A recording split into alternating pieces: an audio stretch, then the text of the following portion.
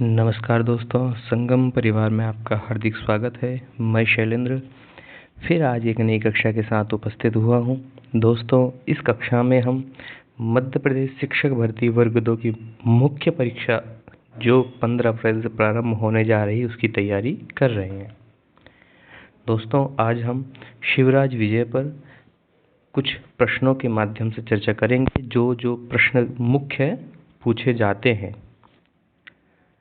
आइए इससे पूर्व जो साथी अपने इस संगम परिवार में नए जुड़े हुए हैं या नए वीडियो को देख रहे हैं तो अभी तक चैनल को सब्सक्राइब नहीं किया तो चैनल को सब्सक्राइब कर लें, साथ ही बेल आइकन का बटन दबा लें जिससे कि हमारी इस तरह की प्रत्येक वीडियो की सूचना आप तक पहुंच जाए।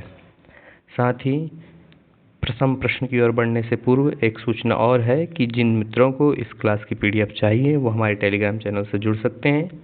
संगम स्टडी से डिस्क्रिप्शन में तो टेलीग्राम चैनल और टेलीग्राम ग्रुप दोनों का लिंक पिन किया गया है, तो आप तो वहाँ जा कर के पीडीएफ ले सकते हैं। इस क्लास के तुरंत बाद आपको पीडीएफ मिल जाएगा। चलिए अधिक देरी न करता हुआ हम प्रथम प्रश्न की ओर बढ़ें। हमारा लक्ष्य क्या है कि कम समय में आपको ज़्यादा सामग्री उपलब्ध कराई जा सके। साथ ही निवेदन ये भी है कि सभी मित्र पेन कॉपी लेकर के बैठें, और अभी नहीं है तो वीडियो को यहीं रोक करके पहले पेन कॉपी लेकर के बैठें कि जो प्रश्न आपको आता है उनको भी नोट करें कि आपने इतने प्रश्न आपको आते हैं, और जहाँ जहाँ नहीं, जिस प्रश्न में आपको कठिनाई हुई है तो उस पोर्शन को पढ़ना है। इसके लिए भी आप टिक लगा लें कि ये प्रश्न मुझसे नहीं बनाया तो इसको कहाँ से पढ़ना है। आइए अधिक समय न लेता हूँ, हम प्रथम प्रश्न की ओर बढ़ते हैं। शिवराज विजयम कस्य रचना अस्ति, है ना। तो शिवराज विजयम कस्य रचना अस्ति, बाणभट्ट। तो बाणभट्ट की कौन सी रचना है दोस्तों? 5 रचनाएं हैं। हमने बात पहले की थी जब वो लघुत्रय बृहत्रय इत्यादि के विषय में बात कर रहे थे हम। तो 5 रचनाएं हैं इनकी। सबसे मुख्य जो रचना है कादम्बरी, है ना। कादम्बरी का जो हमारी सिलेबस में लगा हुआ पार्ट है वो है सुकनाश उपदेश, ठीक है। इसका भी ध्यान रखिए, क्या है कादम्बरी, और इसका जो पार्ट हमारे पास लगा है सुकनाश उपदेश, ठीक है। इसके बाद कालिदास की कितनी रचना है दोस्तों? 7, है ना, जिनमें 2 महाकाव्य, 1 खंड काव्य, 2 खंड काव्य, 3 नाटक, ठीक है। चलिए, भवभूति की 3 रचनाएं, उत्तराम चरितम, मालती महावीर चरितम, फिर बचे कौन? अंबिका दत्त व्यास। इनकी रचना है शिवराज विजयम। दोस्तों, अंबिका दत्त व्यास ने बहुत सारी पुस्तक लिखी हैं, उसमें सबसे प्रमुख जो उपन्यास है वो शिवराज विजय है। दूसरा एक अलंकारों के ऊपर एक पुस्तक लिखी है जो व्याकरण सम्मत है, गुप्ता शुद्धि प्रदर्शनम। इसके अलावा एक है कथा कुसुमम, और एक है वाल व्याकरणम इत्यादि। बहुत सारी पुस्तक हैं, परंतु जिन का मैंने नाम लिया है ये प्रमुख पुस्तक हैं जो पेपर में पूछी जाती हैं, है ना। कौन कौन सी? कथा कुसुमम, वाल व्याकरणम, इसके अलावा एक गुप्ता शुद्धि प्रदर्शनम, गुप्ता शुद्धि प्रदर्शनम। तो ये कुछ मुख्य पुस्तक है, इनको भी आप नोट कर लें, है ना। चलिए अगले प्रश्न की ओर बढ़ते हैं। इस प्रश्न का उत्तर जो है वो हमारा अंबिका दत्त व्यास है, और इससे संबंधित जो 4 विकल्प हैं इन पर भी मैंने बता दिया है कि बाणभट्ट की 5 पुस्तक हैं, जिनमें सबसे मुख्य कादम्बरी, जिसके 2 भाग है, कथामुख और शुकनाश उपदेश, है ना। कालिदास के 7 ग्रंथ हैं, जिन पर मल्लीनाथ ने, आचार्य मल्लीनाथ ने संजीवनी टीका लिखी है। इनको भी याद रखें, कालिदास के सभी ग्रंथों पर संजीवनी टीका किसकी है? मल्लीनाथ की, ठीक। चलिए अगले प्रश्न की ओर बढ़ते हैं। भवभूति के 3 ग्रंथ, तीनों पर करुण रस में संबंधित हैं, है ना। चलिए, शिवराज विजयम कीदृशम काव्यम अस्ति। शिवराज विजय है वो किस प्रकार का काव्य है? क्या महाकाव्य है, खंड काव्य है, उपन्यास है, यदि गीति काव्य है? तो दोस्तों आपको पता है महाकाव्य में क्या है? सर्गबंधो महाकाव्यम, तत्रैकुनायकः सुरः सद्वंशक्षत्रियो वापि धीरोदात्तगुणान्वितः एकवंशभवा भूपा कुलजा बहवोऽपि वा शृङ्गारवीरशान्तानाम् शृङ्गारवीरशान्तानाम् रसयिष्यते अंगानि सर्वेपि रसः सर्वे नाटक संधयः। दोस्तों, एक मैंने बोला है नाटक संधि शब्द का प्रयोग किया, ये कितनी है, इनका उत्तर आपको कमेंट बॉक्स में लिखना है। नाटक संधि कितनी होती हैं, ठीक है। दूसरा, महाकाव्य तो ये नहीं है। खंड काव्य का क्या लक्षण होता है दोस्तों? खंड काव्यम भवेत काव्यस्य एक देशानुसारी, किसी एक देश का अनुसरण करने वाला खंड काव्य होता है, जिसके अंतर्गत हम मेघदूत, ऋतुसंहार इत्यादि को रखते हैं ना। और 5 महाकाव्य में जो 5 मुख्य महाकाव्य कौन कौन से हैं? 3 तो बृहत्त्रयी के और 2 लघुत्रयी के। बृहत्त्रयी में कौन कौन से आते हैं? नचदिय चरितम, शिशुपाल वधम और किरातार्जुनीयम। और लघुत्रयी के रघुवंश और कुमार संभव, ठीक है। खंड काव्य की ये मैंने आपके उपन्यास में क्या हो गया, हमारा उपन्यास काव्य हो गया है शिवराज विजयम, ऐतिहासिक उपन्यास है, ठीक है। कहने का मतलब ये है कि इस तरह से इतनी चीज़ें हमको जाननी चाहिए कि 5 महाकाव्य कौन से हैं, खंड काव्य किसे कहते हैं, कौन कौन सा है, और उपन्यास काव्य कौन सा है, गीति काव्य कौन सा है, ठीक है। तो ये उपन्यास क्या है? ये गद्य काव्य से संबंधित एक भेद है ना।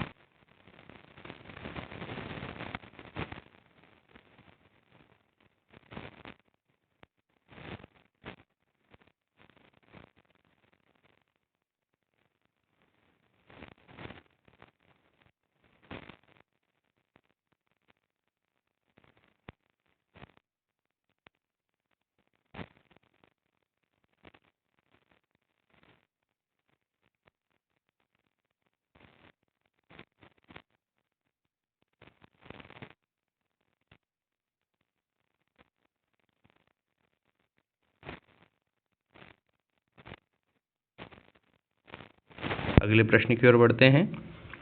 शिवराज विजयस्य नायकः अस्ति। शिवराज विजय का नायक है। जैसे आप जानते हैं कि प्रत्येक ग्रंथ का कोई ना कोई नायक अवश्य होता है। ऐसा हम अभिज्ञान शाकुंतल की बात करें तो दुष्यंत, यदि हम उत्तर रामचरित की बात करें तो भगवान श्री राम, है ना, या महावीर चरितम की बात करें तो वहाँ पर भी राम जी हैं। इसके अलावा रघुवंश की बात करें तो हम वहाँ पर दिलीप सुदक्षिणा यथा राम सीता। तो कहने का मतलब ये कि ग्रंथ का कोई ना कोई नायक नायिका होता है। तो शिवराज विजयस्य नायिका का, शिवराज विजय का नायक कौन है? क्या शिवजी हैं, शिवाजी हैं, औरंगजेब है या अफजल खान है? तो दोस्तों इस शिवराज विजय का जो नायक है वो शिवजी हैं, और एक होता है प्रतिनायक। जैसे शिशुपाल वध का प्रतिनायक कौन है? शिशुपाल।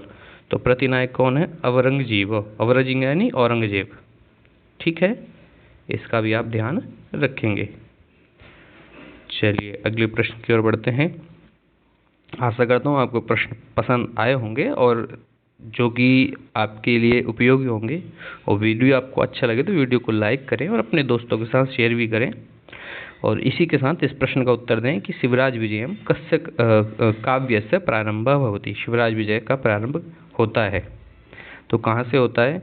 कोंकण यात्रा से होता है, सूर्योदय से होता है, या चंद्रोदय से होता है, अथवा नद्यों चर्चा है या नदियों की चर्चा से होता है ना। तो यदि आप शिवराज विजय को देखेंगे तो वहाँ पर पहली पंक्ति आई है मंगलाचरण के बाद, अरुणः एष प्रकाश पूर्वस्याम भवतो मरीचिमालिनः। एषा भगवान मणिराकाश मंडलस्य चक्रवर्ती खेचर चक्रस्य इत्यादि जो वर्णन आया। और मैं आप सभी से निवेदन करूँ कि जो पहला पैराग्राफ है अरुणः एष प्रकाश, उसको अच्छे से रट लें, क्योंकि इससे बहुत प्रश्न बनते हैं इसकी पंक्तियों से ना। तो कहने का मतलब यह है कि इसके सूर्योदय के वर्णन से प्रारंभ होता है। ये जो नदियों चर्चा लिखा है इसका प्रारंभ कहाँ से होता है? दो नदियों की चर्चा, उत्तर रामचरितम का, उत्तर राम चरितम का। ठीक है, रामचरितम। ठीक है, और अनसुया और प्रियंवदा दो सखियों के बातचीत से चर्चा से कहाँ प्रारंभ होता है? अभिज्ञान शाकुंतल का चौथा अंक जो आपके सिलेबस में लिखा है। चतुर्थांक किसका? अभिज्ञान शाकुंतल का। और किससे चर्चा होता है? दो सखियों की बात से, दो सखियों की चर्चा से। ठीक है, चलिए इस प्रश्न का उत्तर हो गया सूर्योदयात। सूर्योदय से शिवराज विजय की कथा का प्रारंभ होता है। और पहली पंक्ति क्या है? अरुणः एष प्रकाश पूर्वश्याम भगवतो मरीचिमालिनः, है ना, सूर्योदय के वर्णन से। चलिए अगला प्रश्न देखते हैं। शिवराज विजयम कस्मिन रसे समन्वितम। शिवराज विजय किस रस में समन्वित है? तो शिवराज विजयम दोस्तों वीर रस है, करुण रस है। उत्तर रामचरितम में श्रृंगार रस है, मेघदूत में विप्रलंब श्रृंगार, है ना। श्रृंगार के दो भेद हैं, संयोग श्रृंगार और विप्रलंब श्रृंगार। और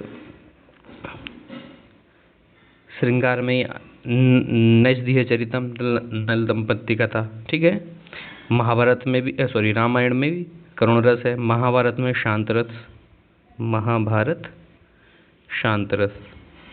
जो भी प्रश्न आप पढ़ रहे हैं उससे संबंधित जो जो चीज़ें आपको याद आ रही हैं उनको एक बार दिमाग में घुमा लें, जिससे कि आपको पता लगता रहे कि। और दूसरा, दिमाग कहाँ का लगाना, अपना सिलेबस जो है आप उसको देखें कि इनमें ये प्रश्न कहाँ कहाँ से संबंधित हो सकता है, कितना कितना आप सोच पाते हैं ना। चलिए अगले प्रश्न की ओर बढ़ते हैं। शिवराज विजयम शिवातिरिक्तम कस्य वर्णनम अस्ति। शिवराज विजय में शिवातिरिक्तम, शिव के अतिरिक्त कस्य वर्णनम, किसका वर्णन है? क्या मांडव्य का है, वसंतक का है, गौरसिंह का है, सोमरातस्य है? दोस्तों शिवराज विजय के अतिरिक्त शिवराज विजय में तो जो वर्णन है वो गौरसिंह का है।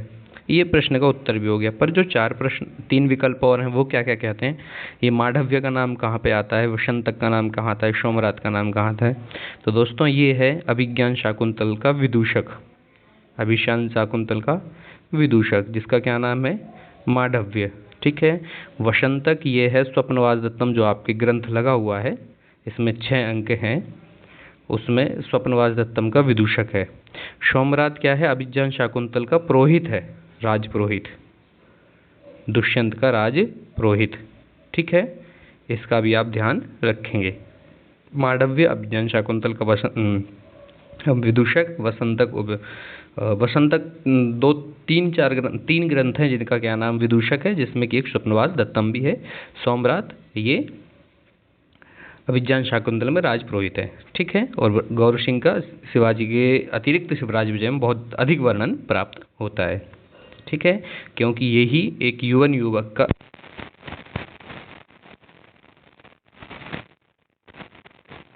चलिए अगली पंक्ति क्या है, अगला प्रश्न क्या है, शिवराज विजय कन्यायाः अपहरणम करोति। शिवराज विजय में कन्या का अपहरण कौन करता है? अभी मैंने जस्ट 1 मिनट पहले ही बताया है, यवन युवक, ठीक है। चलिए अगले प्रश्न की ओर बढ़ते हैं। चंद्रहास इत्यस्य अर्थः अस्ति। चंद्रहास का अर्थ क्या है? उदीयमानम चंद्रम है, उगता हुआ चंद्र है, या खड्ग है। चंद्रहासस्य उपहासः, यहाँ पर समास कौन सा होगा? षष्ठी तत्पुरुषः, ठीक है। चंद्रहासस्य उपहासः चंद्रोपहासः, ठीक है। षष्ठी तत्पुरुषः या चंद्रेण हासः, ठीक है। क्या? चंद्रहास यानी खड्ग यानी तलवार, ठीक है। अब प्रश्न ये है कि चंद्रहास किसकी तलवार का नाम था? किसकी तलवार का नाम है चंद्रहास? दोस्तों चंद्रहास है रावण की तलवार का नाम, ठीक है। मेघदूत में आया है वर्णन कि जो अलकनपुरी के अथवा उज्जैन के जो योद्धा हैं, युवक हैं, वो आभूषण नहीं पहनते हैं, वो जो चंद्रहास के निशान से बने हुए, युद्ध के जो निशान से बने हुए चिन्ह उनको ही अपना आभूषण मानते हैं, ठीक है। इस प्रश्न का उत्तर हो गया खड्ग यानी तलवार। चलिए अगले प्रश्न की ओर बढ़ते हैं। विप्रकन्यायाः कया उपमीयते। जो विप्रकन्या जिसका अपहरण किया गया था उसको किसके साथ उपमा दी गई है? तो जब हम पंक्ति पढ़ते हैं तो वहाँ पर हमें वर्णन मिलता है। तो दोस्तों क्या लक्ष्मी देवी से की है, अथवा सरस्वती से की है, दुर्गा से की है, अथवा पार्वत्या से? तो जो यहाँ पर कन्या का जो उपमा दी है, बहुत सारी उपमाएं दी गई हैं उसके विषय में, उसमें से एक क्या है? सरस्वत्या इव, है ना, सरस्वती के समान वह दिखाई देती है, ठीक है। चलिए अगले प्रश्न की ओर बढ़ते हैं। सतीर्थ्य शब्दस्य अर्थ अस्ति। सतीर्थ्य शब्द का अर्थ क्या है? क्या सूर्य है, तट है, सहपाठी अथवा शर यानी बाण है, अथवा ऐसा कह सकते हैं तीर है। सतीर्थ का मतलब है दोस्तों सहपाठी, अर्थात साथ में रमण करने वाला, रहने वाला, है ना। जैसे 2 कक्षा में विद्यार्थी हैं, वे दोनों सतीर्थ हैं, ऐसा कह सकते हैं। एक गुरु के पास रहकर जो विद्यार्जन करते हैं उसको सतीर्थ कहा जाता है, ठीक है। चलिए अगले प्रश्न की ओर बढ़ते हैं। विक्रमः पदे कः प्रत्ययः। जो विक्रम राज्य की बात करते हैं योगीराज, उस समय विक्रम शब्द आता है, तो इस विक्रम पद में कौन सा प्रत्यय है? क्या अण है, यत है, मतुप है, घय है? तो अण से तो अण बना है सर मित्रों विक्रम शब्द, है ना। विक्रम शब्द बना है अण प्रत्यय से, पर अत किस सूत्र किससे लगता है? पौर्दुब्धात यत, ठीक है। मतुप किससे लगता है? तदस्यास्मिन् अस्ति इति मतुप। और घय से क्या रूप बनते हैं? भागा, नागा, चालक इत्यादि जो रूप बनते हैं वो घय प्रत्यय से, ठीक है। चलिए अगले प्रश्न की ओर बढ़ते हैं। ब्रह्मचारी गण पर्वतात अवतरंतम कम पश्यति। जो ब्रह्मचारी गण हैं, गौर सिंह, श्याम सिंह हैं, वो पर्वत से अवतरंतम उतरते हुए किसको देखते हैं? तो वहाँ वर्णन आया अवतरंतम योगीराज को देखते हैं, जो कई वर्षों से उस पर्वत पर समाधि में बैठे हुए हैं, है ना। आचार्य कौन है इन ब्रह्मचारी गुणों के? आचार्य युवक, यवन युवक, ठीक है। सिंह तो इससे गौर सिंह और श्याम सिंह, ये 2 नाम आपको ध्यान रखने हैं, ठीक है। चलिए अगले प्रश्न की ओर बढ़ते हैं। ध्यानावस्थितै भवदृशै न ज्ञायते कालवेगः। कस्य ग्रंथस्य उक्ति अस्ति। यह जो उक्ति है किसकी है? ध्यानावस्थितै भवदृशै न जायते कालवेगः। यह जो दोस्तों पंक्ति है शिवराज विजय की। अब प्रश्न एक और ये कि इसको बोलता कौन है? बताइए, इसका कमेंट बॉक्स में उत्तर दीजिएगा कि ध्यानावस्थित ही भवादृश्य न जायते कालवेगा। इसका अर्थ यदि आपको अर्थ सही समझ में आ रहा है तो आप समझ जाएंगे ये पंक्ति किसने बोली है। चलिए मैं ही बताता हूँ। ध्यानावस्थित ही, ध्यान में अवस्थित, भवादृश्य ही, आप जैसों के लिए, न या आप जैसों के द्वारा, न ज्ञायते, न जान पड़ता है, काल वेग, यह समय की गति को आप जान नहीं पाते हैं। कौन? ध्यानावस्थित है, जो ध्यान अवस्थित हैं। तो ध्यान में अवस्थित कौन जाते हैं?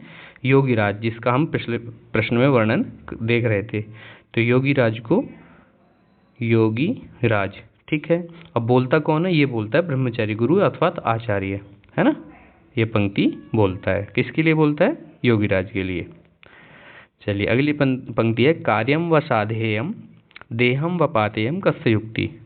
तो इसके लिए बोलते हैं शिवाजी, या तो आज अपना कार्य संपूर्ण करूंगा अथवा देह को त्याग कर दूंगा, देह, ठीक है। चलिए अगले प्रश्न की ओर बढ़ते हैं। सत्यम न लक्षितो मयः समयः वेगः कस्य कथनम, ये कथन किसका है? सत्यम यानी सत्य ही, न लक्षितो, नहीं लक्षित किया गया है, नहीं पहचाना गया, मयः मेरे द्वारा, समय समय के वेग को।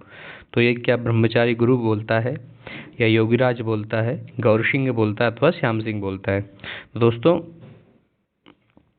एक हम पहले पंक्ति पढ़ के आए हैं कि ध्यानावस्थित है, ये बहुत ज़्यादा पूछी जाती है ना। और फिर एक पंक्ति ये है कि सत्यम न लक्षितो मया समय वेगः, इसको कौन बोलता है? इसको बोलता है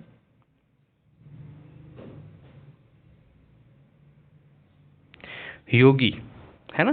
तो योगीराज बोलते हैं, क्या बोलते हैं कि सत्यम, हाँ ठीक है, लक्षितो नया, जब उन्होंने बोला कि आप जैसों के लिए तो 10 समय आप नहीं ध्यान दे पाते हैं, तो उसी का उत्तर देते हुए बोलते हैं कि हाँ सत्यम न लक्षितो मया साम वेगः समय वेगा, कि जब मैं समाधि में था तो मैंने, या ध्यान में था तो मैंने समय का ध्यान नहीं दे पाया हूँ। क्योंकि जब ये पहली बार उठे थे, ये, है ना, समाधि में जब लगे थे तो युधिष्ठिर के समय में लगे थे, और जब युधिष्ठिर के समय में उन्होंने समाधि लगाई तो ये विक्रम के समय में उठे, है ना। सबसे पहले जब भी लगाई होगी तो ये उठे युधिष्ठिर के समय में, ठीक है। युधिष्ठिर के बाद जब समाधि लगाई तो ये उठे विक्रम के समय में, ठीक है।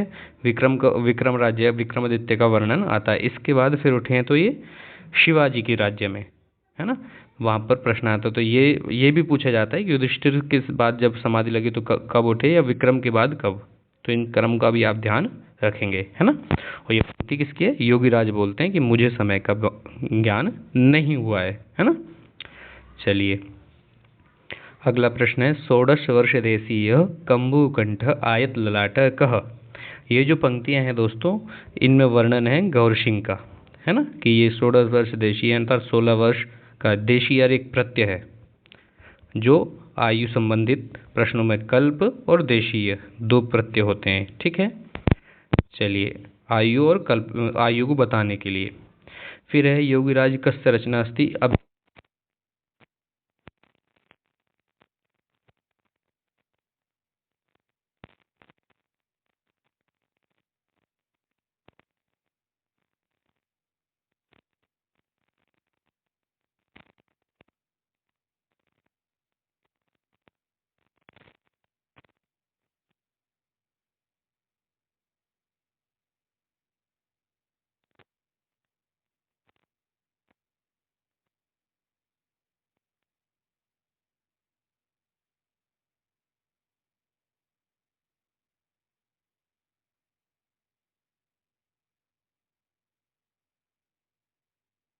इस आप